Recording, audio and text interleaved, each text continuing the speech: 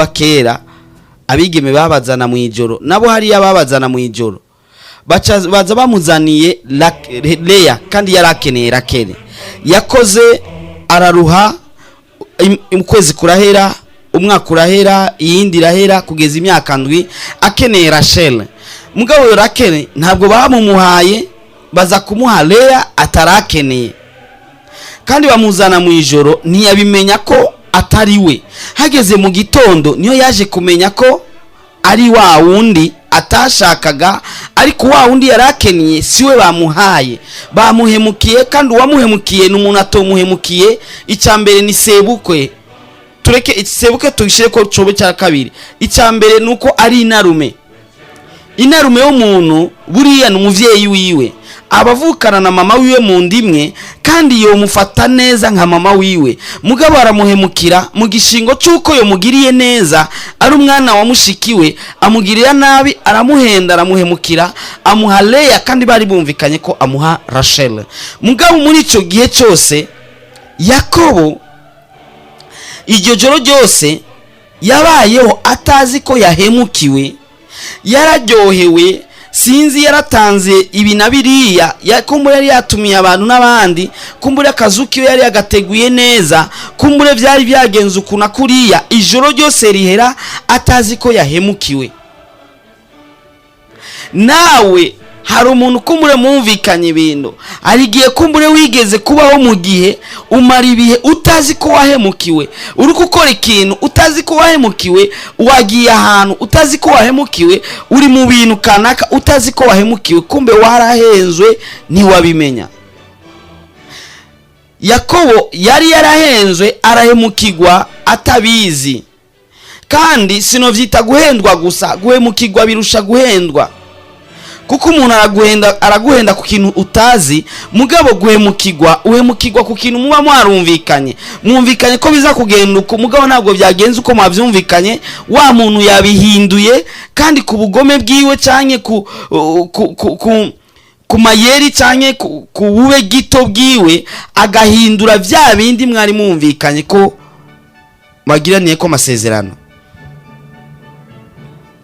Yakobo amaze kuzinduka mu gitondo asanga wa wundi bamuhaye siwe iyumvire ijisho rya mbere ahabona akaca asanga si wa wundi yarabazi neza yarabazi cyane kuko barabana yarakoreye yabaye umukozi wabo sinzi ico bamukoresha mugabo bamugize umukozi yasabye kuba umukozi mu mirima mu ntama no mu bindi byose yarakora nk'umuboyi kwa sebukwe ariko araca umukenyezi agomba ko aronka Rachel atari Leya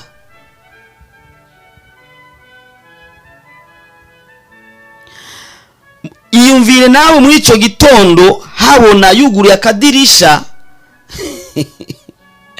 akaca asanga ni grande sœur Leya yarakeneye petite sœur yarakeneye umwigeme muto nya wa Leya asanga aronse umwigeme mukuru wa Rakeli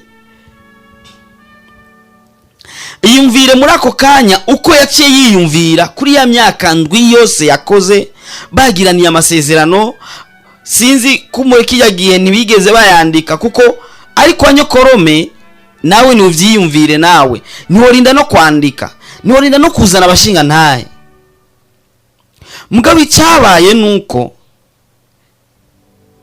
bavuye bumvikana Yakobo arababara arumva umutima urababaye arumva umutima uravyimbye yumvire nawe fata karorero ahantu bakubwiye bati kora imyaka ndwi tuguhe iki kumbure ni parcelle kumbure ni bindi bintu yumvira ikintu ukore imyaka indwi nawe niyo bari umuduga wonyene imyaka indwi udahembwa ukorera ikintu yaraza ati ndogoroye bigira bigende neza ngira ndonke wa mukenyezi narinkeneye maze nipanga ubuzima bwanje projet ziwe sinzi ngene yaziteguye nimba yaramaze kurondera umurima Rakeli azoca akorerako nimba yaramaze kurondera ibinabiriya imipango yiwe yose yagoma harura ati wasigaye imyaka 6 wasigaye imyaka 5 kugeza hasigaye umwaka umwe hasigaye indwi zibiri hasigaye umunsi umwe mugabo bakamuhemukira nabo baraguhemukiye,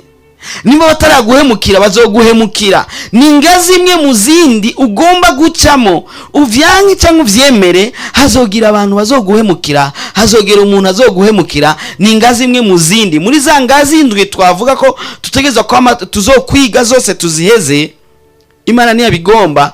Izo ngazi indwi zose ni ngombwa uzicemo kugira ngo ushike ku masezerano yawe. hari icyo Imana yagusezeraniye, ni Imana idahemuka, yoyo ntihemuka, ntabwo imeze nk'abana b'abantu.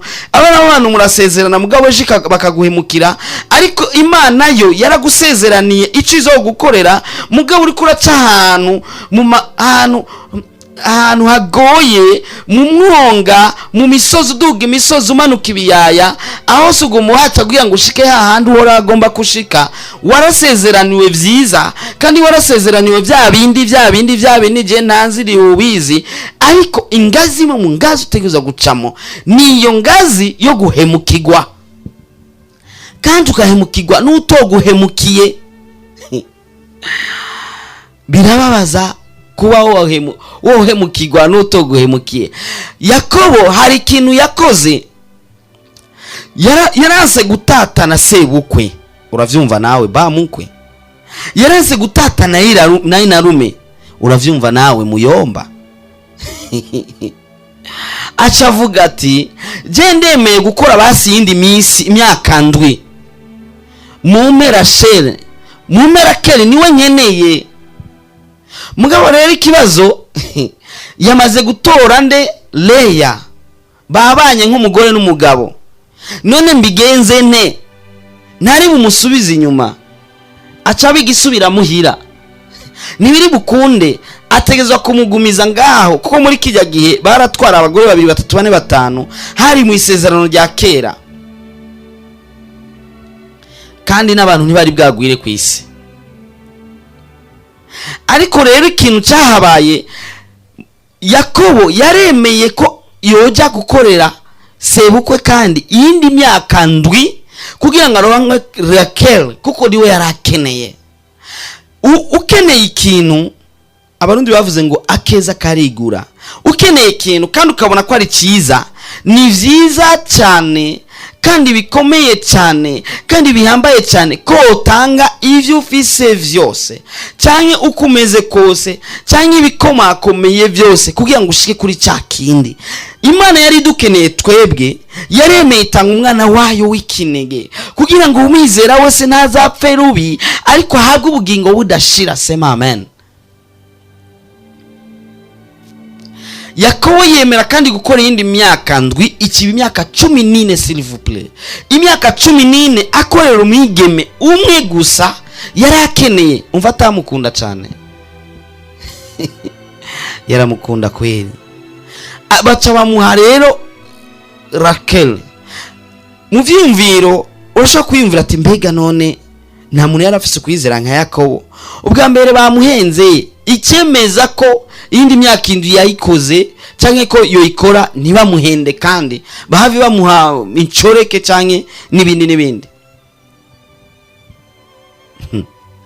haragera igihe arakora ya myaka indwi isigaye, ikiba imyaka 14, kandi iyo myaka yose yayikoze anezerewe atabwoba, mugabo yahemukiwe. Yakobo arahemukirwa n'utomuhemukiye. Rachel arahaba na Leya arahaba, mugabo Rachel arakundwa kazwa cyane kuruta Leya. Imana icyayugara inda ya Rachel, iha Leya abana imbere yuko ha Rachel. iyo ni indi nkuru ndende, mugabo aho nari nkeneye nahaseba uko yamuhemukiye. abantu barahemuka, kandi kugira ngo aguhemukire nibisaba ibiharuro birebire cyane. urashobora kuba wizigiye umuntu ejo ugasanga yabaye ukundi kuntu utabiziga. iyaba umuhungu umwe yitwa Samson yarari ngaha, yobashingiye intahimwe, yatwaye umwigeme yitwa Delila. uyu Delila barabana nk'umugore n'umugabo, iyumvire nawe umugore guhemukira umugabo. Yaramuhemukiye, amubaza amabanga y'ubuzima bwiwe, amubaza amabanga y'inkomezi ziwe, kandi Imana yari yamubujije Samson gutwara umunyamahanga kazi. Samson abirenga ko akora icyo cyaha cyo kumutwara, kandi abirenga ko atanga ibanga ryiwe ryo mu mutima. Ayo makosa Samson yakoze siyo ngomba kuvuga, ngomba kuvuga ingene Delila yahemukiye Samson kandi babana ari umugore n'umugabo. Hari abagore bahemukira abagabo babo, hari abagabo bahemukira abagore babo. Ni ngombwa kimwe muri ico urashaka kugicamo. Hari umudamu usanga afise abana ugasanga saba umugabo. Hari umugabo usanga afise abana hanze ataraba umugore wiwe.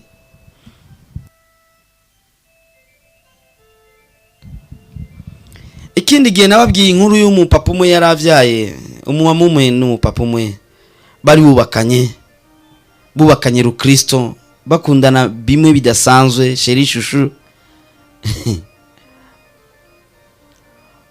Bamara umwaka batavyara, imyaka 2 batavyara. Wa mudamu ko kenshi bavuga ko ari umudamu atavyara, umudamu akabwira umugabo ati tugende kwipimisha. Umugabo akavuga ati nta ngorane, we kutavyara ntaco, nta ngorane. Umugabo yarazi ko ari umugore atavyara. Umunsi umugore agenda kwa muganga bamubwira ati ni wowe uvyara, umugabo ni atavyara. Wa mudamu ahemukira umugabo wiwe, acaza araja hanze. Mugabo atoranya umuntu umwe yari umugenzi w'umugabo, niwe bavyarana. Avyara abana bashika kuri 4. Umugabo azi ko ari abana biwe, kumbe umuntu wundi niwe abavyara, we akawita amazina gusa atabizi. Problem. Wa mugabo umunsi uri izina baratata n'umugore bapfuye ikintu. Wa mudamu acabwira abana bose bari 4 ati nimwoge ndabajane kwa so.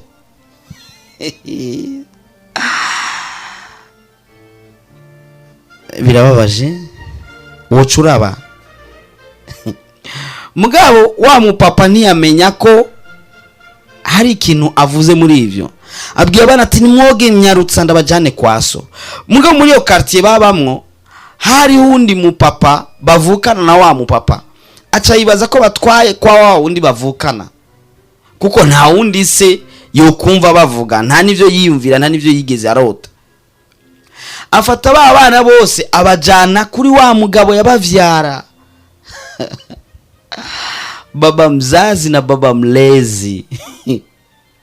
Sasa wa mupapa abavyara arabakira, wa mupapa yabareze akabaha amazina atazi ko atarabiwe.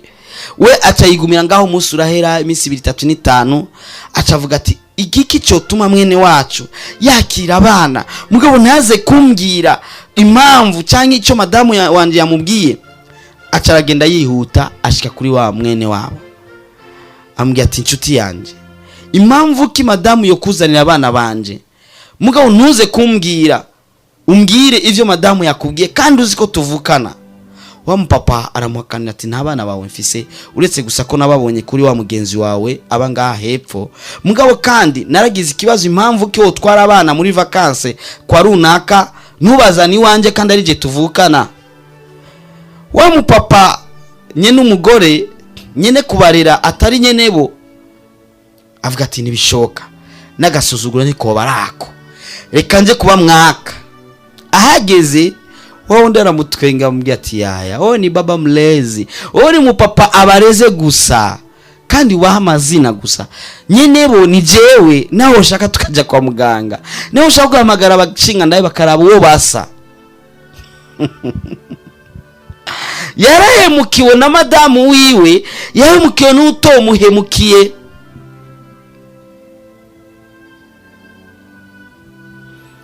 Uwundi mupapa yari umwigisha, yari umudirecteur. Umudamu wiwe nawe yari umwigisha, yari amashuri ya secondaire. Wa mupapa ahemukira umugore kugezaho yazana abanyeshuri wa mugore yigisha akabazana gukorana nabo icyaha ku gitanda wa mudamu aryamye ko bose bakaba batatu ku gitanda kimwe. ari guhemuka ku rutuko. hari umupapa wundi yahemukiye umudamu wiwe, misi yose aje aborewe azazanye wundi mugore akabwira umudamu ati jya hanze mfise umushitsi. umudamu akarara hanze bukarinda buca, nawe akarara n'uwo mudamu wundi cyangwa n'uwo munyabyaha wundi, akazinduka agenda, akaba ari umugore asubira mu nzu. hari uguhemuka ku rutuko. abafiyanse barahemukiranira mukareshanya umwaka 1, 2, 3, 5. ndazi umukobwa yareheje imyaka 10, yararehejwe maze batanga dote, hahera imyaka 10 baratanze dote. inyuma yuko baratanze dote, wa wundi aca aramuheba, wa musore aheba wa mwigeme. abafiyanse barahemukiranira, barashobora kuguhemukira ikaba ingazi imwe mu zindi ngazi utaziga ko wociyemwo.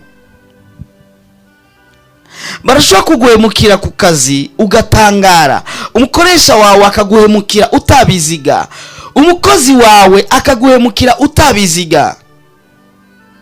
muri quartier ubamo barashobora kuguhemukira ababanyi ugatangara. ingazi gira gatatu nuguhemukigwa.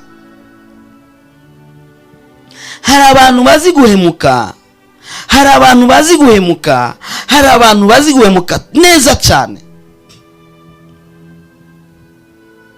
umuntu mugasezerana neza kandi mukabishira mukabishira amajambo meza, wanashaka mukandikiranira ibikomakomeye, mukazana n'abashinga naye bakomakomeye, mugabo nibibuza ko wa wundi ahemuka kugira ngo banze uce muri yangazi, kuri yangazi ya yindi. umupapa umwe niwe yaragiye iburaya, agenda atwaye amafaranga menshi azomufasha mu buryo bw'indege n'ibindi. ageze mu hoteli Nairobi azabona umuntu adandaza inzahabu. aribonye inzahabu azibona ku giciro gike kingana nayo mahera yose yari afise. acasanga izo nzahabu azishikanye iburaya zovamo amafaranga menshi cyane, agatunganirwa. kandi naho yoreka kugenda iburaya yozigurisha ahandi hantu ngaho nyene, yoronka inshuro nka 4 ayo mahera yaziguze. acavuga ati reka mbe umunyabwenge ndazigure maze ntunge mukanya isase. mugabo avuga ati reka tujye kuri bijouterie badupimira inzahabu ko ari ya vrai, ko ari nziza, ari inzahabu nyakuri. barajana bashika kuri bijouterie, barapima basangana inzahabu nziza. aratanga amafaranga. atashe agiye kuzigurisha, nawe muri uwo mwanya nyine ata minota 20 irahera bambwiye ati izahabu sizo. avuga ati je napimishije no kuri bijouterie atoya, tuje kuri iyo bijouterie apimishije ko. agiye kuri ya bijouterie ahasanga handitseho alimentation. nukuvuga ko wa mubandi wa undi yamugurishirije ko izahabu yamuhemukiye, yamugize ko wescro. baja kuri bijouterie yabo babandi nyene, mugabo mukanyisase babahinduye rya capa ryanditse ko bijouterie, babarikuyeho bashizeho alimentation. kuri ya ma etagere bashizeho isamaki niki n'ibitumbura n'isukari n'amabiju, sorry n'amabiscuit n'ibindi byo muri alimentation. mbwira ingene muri alimentation ja kubagiriza ko bagupimye izahabu. akabi gatunga nka keza. problem, ingorane, shida tu. umuntu yahemukiwe amafaranga yiwe yagiye. guhemukirwa bibaho kandi nimwe mu ngazi utegeza gucamo. nimba utarigera uhemukirwa uzohemukirwa, kandi ntibisaba kugira ubujuju bwinshi kugira ngo uhemukirwe. hari igihe umuntu bamuhemukira akibaza ko ari ubujuju, abantu bakamubwira ati nuko ujujuta. abarundi baciye umugani ngo utaraburogwa ngo avuga ngo yo. Aba escrow wowe ni benshi baza bakuzaniye amakarata ya Lona, arabandi bakubwiye ati genda umvungishiriza amahera, ubundi akubwiye ati fata aya mahera muri envelope ugenda ugure nibirebire. Ivyo aba escrow birarenze. Harabakuzanira amatelefone arimo uburobe ubuswage, ukumva iremereye nka telefone, kumbe indani wayugura ni housing gusa, ugura indani ugasangana buswage. Ubundi yaguze radio mu gishingo cyuko bamuha radio asanga bashizemo ibumba riremereye nk'iradio, agiye acugura asangana radio y'ibumba. Ni vyinshi abantu barahemuka. Hari abantu mumvikanya ati tugira iki nitwagera imbere bizogenda uko, ejo akacakatisha ibindi bikaja handi hantu, akabihindura bikaba ibindi ukundi kuntu. Guhemukirwa bibaho kandi biraba kuri benshi, kandi nimba bitaragushikako bizogushikako. Nimba bamaze kubicamo, pole sana, Imana ikuzigamira aho hantu, kuko guhemukirwa bibaho.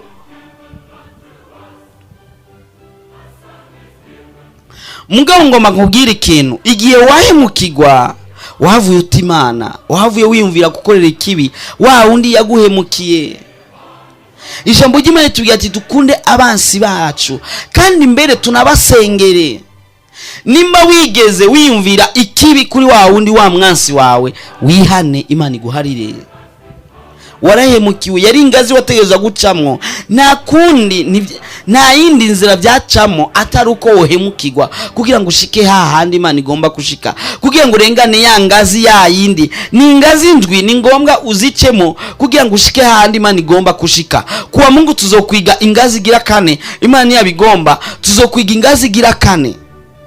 Ni ingazi ndwi zonyene, izo uzirenganye ucushika mu bindi bihe atari ingazi. Kandi ni ngombwa uce aho kugira ngo Imana ikuhishurire bya bindi, igushikirize bya bindi. Hari ibintu bisa n'ivyijiji nturigera ubibona, ivyo gusezerana ni vyinshi. Ni kenshi yakubwiye ko, ni kenshi wasomye amajambo y'Imana kwemeza ko, ni kenshi mugabo nturigera ubishikira. Hari igihe ubibona nk'ivyijiji, hari igihe ubibona nk'agacu, ariko ni ngombwa bishike. Kugira ngo bishike ni ngombwa ubanze uduga iyo ngazi, biri hejuru kuri etage y'ama escalier ndwi. Ni ngombwa uyace ko kugira ngo ushike hahandi uhora agomba kushika. Kandi birababaza, twarize gusuzugurwa birababaza, twarize ubukene birababaza, turize rero uno munsi guhemukirwa birababaza sana. Nuvuga kugira ngo ushike ahandi uhora agomba kushika, hari imibabaro, ni imibabaro ndwi, ni za ngazi ndwi uhonyora ubabaye, urira rimwe na rimwe, wumva umenga birarura biranse kubicira, nukubimira kugira ngo uheze cya gikombe cawe, cya gikombe kibabaza kirura rwose atamuntu numwe yo kwemera kukinywerako. Pole sana, utichake jina narahemukiwe kenshi. Pole sana, urarakuzi kandi agufitiye umugambi mwiza cyane, kandi agira kore ibidasanzwe kuri uno munsi. Waridodomvye cyane igihe wahemukirwa, urababaye cyane igihe wahemukirwa, kandi igihe wahemukirwa waci uhemukira abandi, nawe waci uhemukira uwundi muntu. Nawe guhemuka ni icyaha kibi cyane. Nimba warahemutse, nimba ari wowe wahemukiye umuntu kubera baguhemukiye, cyangwa wahemukiye abantu atari uko bo atani ikintu na kimwe bivuye ko, ngenda gusengera Imana iguharire. Wahemukiye umudamu wawe uko mumvikanye suko, ingene wamubwira ukimuresha ntibyari uko, ivyo wari wamusezerana ntibyari ivyo. Wahemukiye umugabo wawe kwa kundi wari wamubwiye si ivyo, kandi ivyo uriko urakora birababaza Imana. Izo nzira uriko uracamo zirababaza Imana.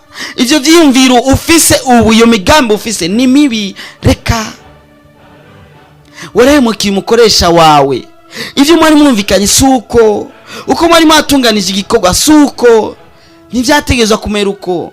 Warababaje Imana. Warahemukiye umukozi wawe, uko mwari mwavyumvikanye kwari uko. warahemukiye pastori wawe, warahemukiye abakristo urongoye, warahemukiye chef de chorale, warahemukiye abaririmbyi urongoye, warahemukiye abo utwara muri quartier cyangwa muri commune cyangwa hehe. Mwarahemukiye ubatwara muri quartier, muri commune cyangwa ahandi. Warahemutse. Numwanya ngomba gusengera umuntu wese azi ko yahemutse.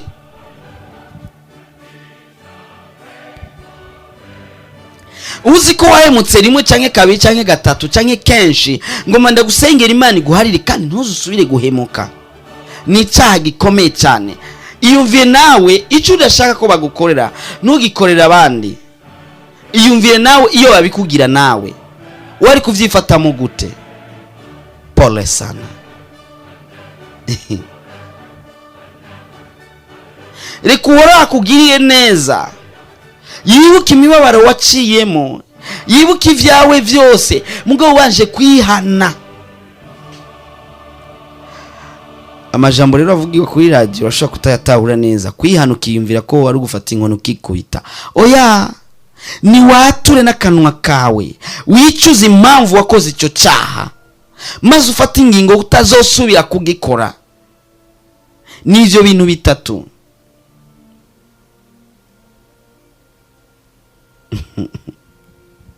Warahemutse. Iyumvire wa wundi wahemukira ingina bibona. Iyumvire Imana data wa twese uko avyakira kwa kundi wahemutse bya bindi wakoze.